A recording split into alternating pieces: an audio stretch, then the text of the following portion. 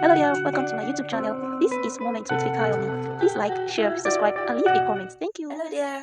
So it's been a minute, and I actually realized that September 10th is World Suicide Prevention Day.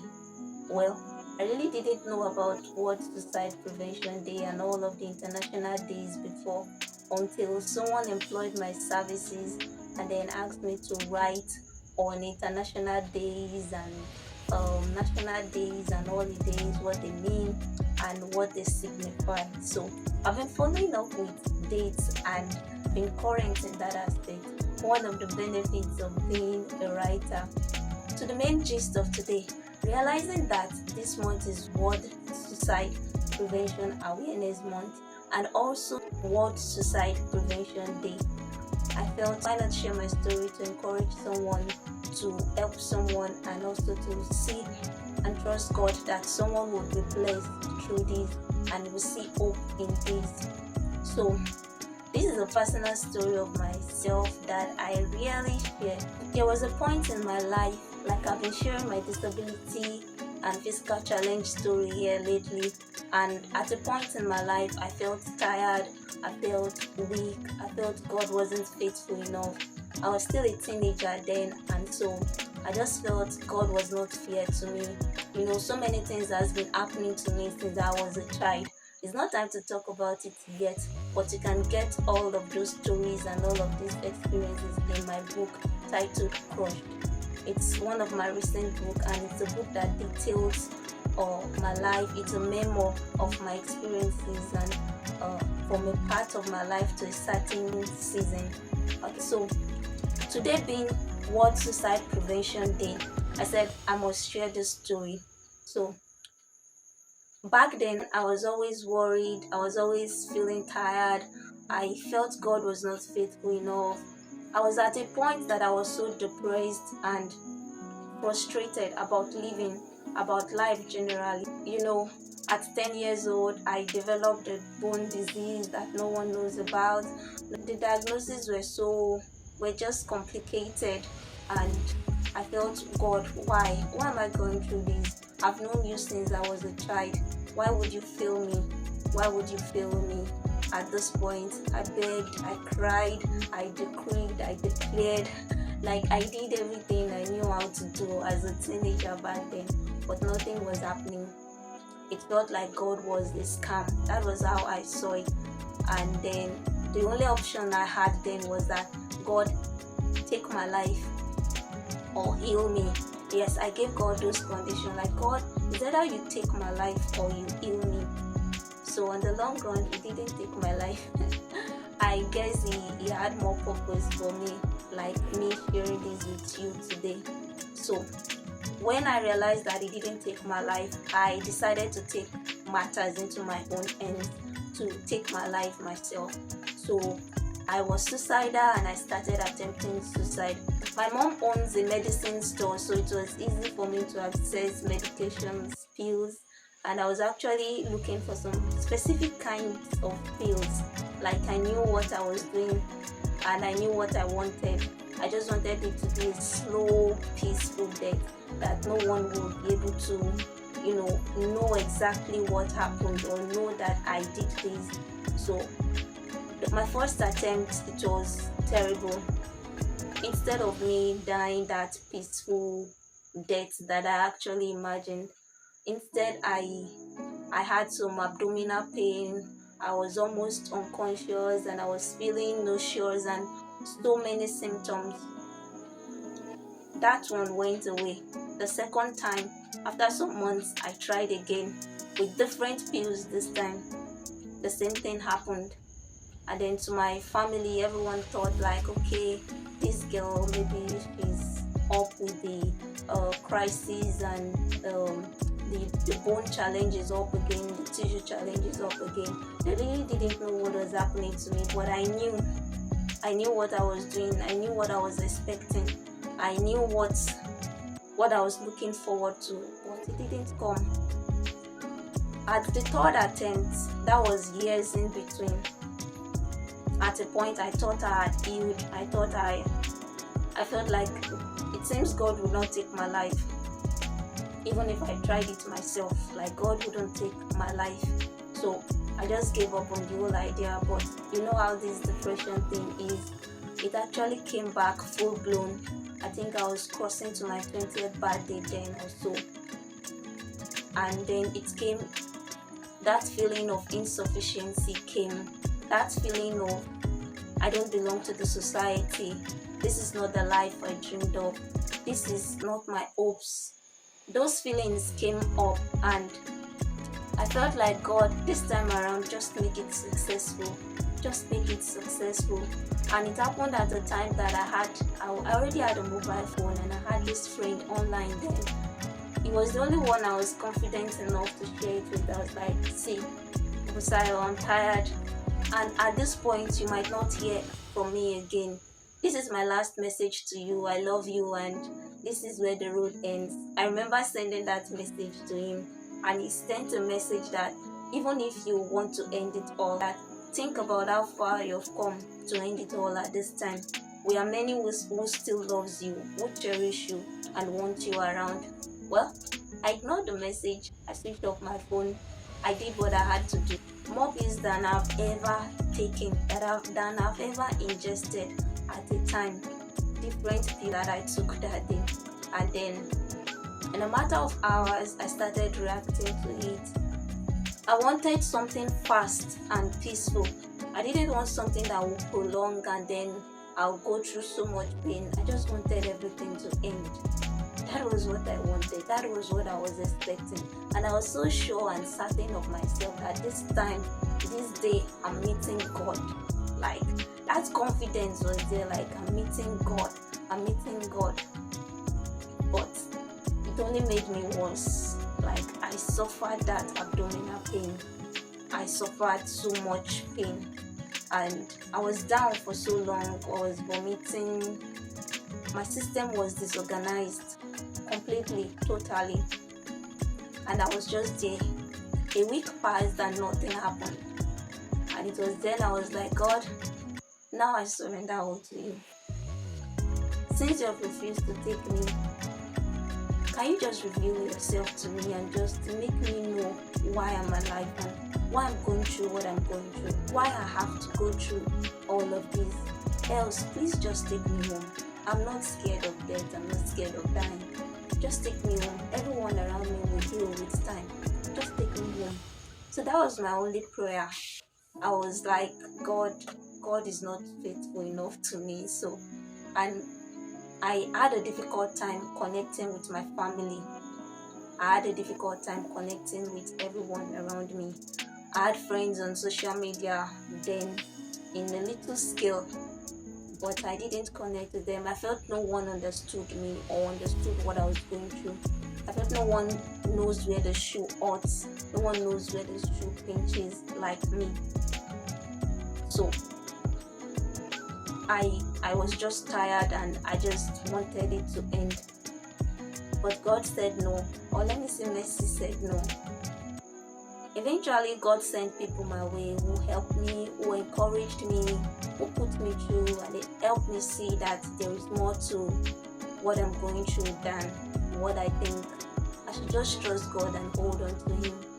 Well, I put my faith together and decided to trust God. Like, it was just a decision to trust God to see what would come out of it. Not like, there was that distance in my spirit between God. I felt offended at God. So later on, that feeling came up again, and this time it enveloped me. I know my mom will be shocked to hear this because she's on the other side of the camera. So what happened next was that I started cutting myself. I'll find a new blade. I'll find a new razor blade. I'll keep it handy. So due to the way I was feeling then at that time, I was always getting tired and easily weak. So what I do is that once everyone is going out, once I'll be home alone, I'll lie down on the bed so that I won't be stressed up, so that I won't feel weak or dizzy or fall down. So I'll be on the bed. I'll gently keep a blade under my pillow. No one knows about this. And then once it's only me at home, Instead of sleeping or reading like I normally do, I'll pick up this blade and then start creating bruises on my inner arm. Like I still have some of the scars there. And later on, when the bruises was much on my inner arm, I started slitting my stomach little, just creating, I have read stories of people cutting themselves and I really relate to it. Reading stories of people who cut themselves, I realized that there's this kind of joy and satisfaction that came from it. But that was later on. That I started reading about it. I really didn't read about it initially. Where the thought came from to start cutting myself, I don't know. But I just found pleasure doing this. And sometimes I'm tempted to cut deeper. But I don't know, something just restricts me, and then I just create the bruises with my other arm. Then I hadn't done the correctional surgery. I just create the bruises. This was like 10 or 12 years ago. Just create the bruises and then watch my hand bleed. It brought some kind of joy. I'll clean it up with my clothes. At other times I had something handy, a tissue, cotton wool, I would have kept it and then clean up the blood and clean up everything before anyone comes home. So I realized it eventually became an addiction. Like I found joy in cutting myself. So any day I'm sad, any day I'm provoked, any day I feel tired, the next thing I would do is to find a blade and then start cutting myself. Like it's not something I don't have the right words to put it to you, but it was something I struggled with for long. I found that joy, I found that satisfaction, and I found that peace that I was looking for in cutting myself. But I love the Holy Spirit and how He works. Eventually, He made me see it differently. I felt like I was getting addicted to the wrong thing. And the Holy Spirit changed my narratives, it changed my mindset about it. My healing started from the Word of God, and so cutting myself was actually a danger to myself. It was a danger to my health, it was a danger to my being. Like it would trigger whatever the bone disease and tissue diseases and kind of make it more complicated. But I didn't mind, I was just doing it. The sight of blood it became so exciting, a feeling that I just couldn't do without. But thank God for grace that helped me overcome it. So when I see someone who is depressed or going through a hard time or struggling through life, and then I tell them, I don't think I know what you're going through.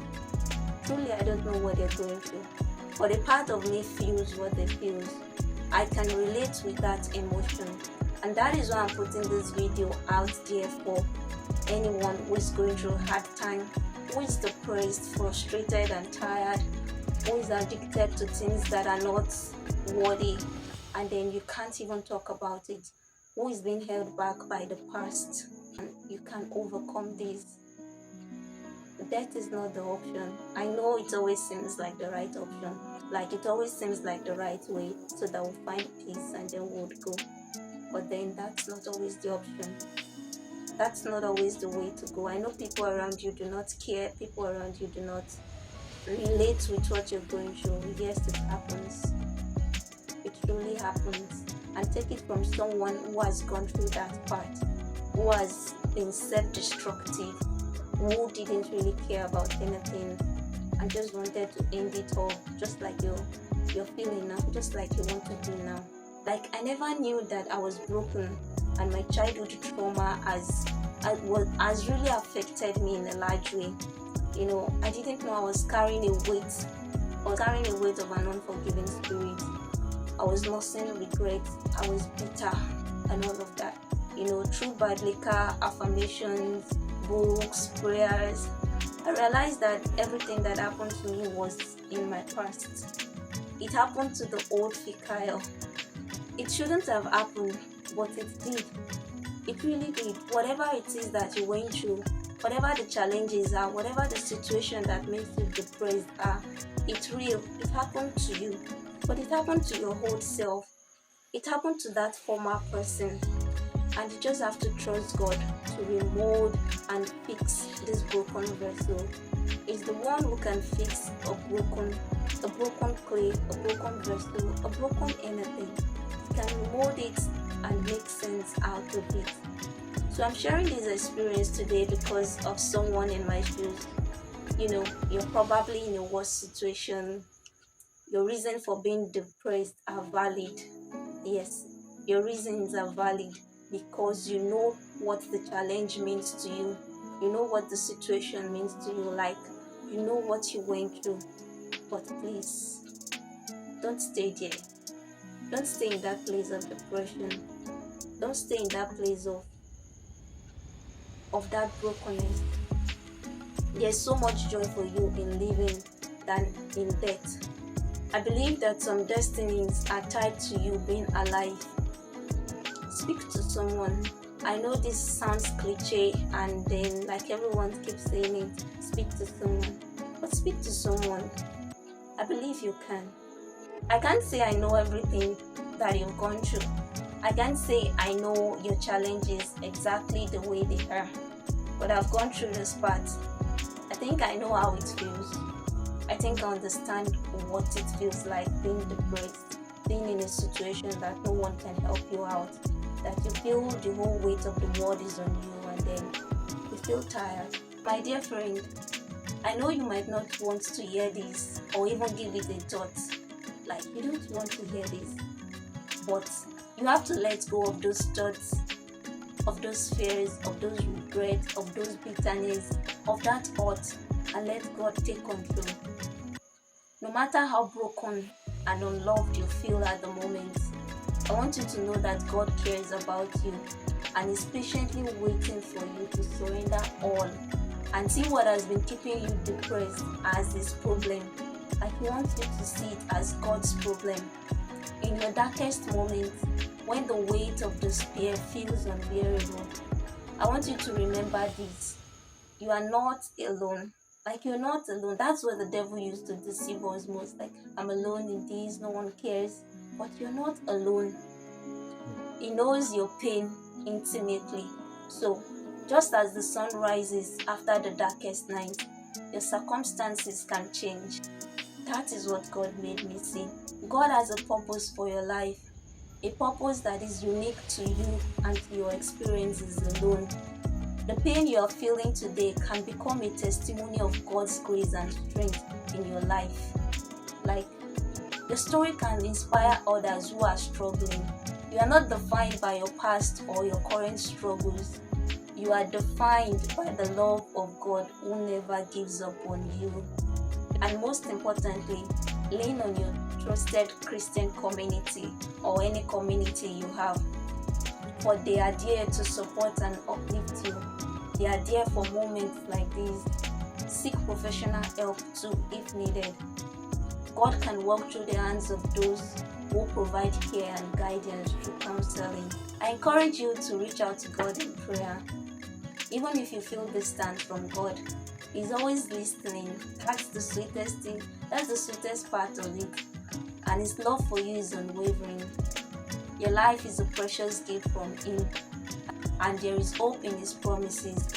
So my dear friend, anything you do and anything you feel, please choose life. Embrace the journey ahead and know that God is with you every step of the way.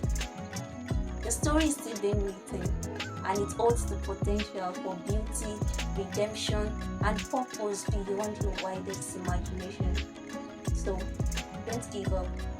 Don't let depression eat you down. I know it's hard. I know it's hot. And I know you feel broken. But there is one who can fix you and bring out beauty from whatever broken state that you have. Keep trusting. See you soon.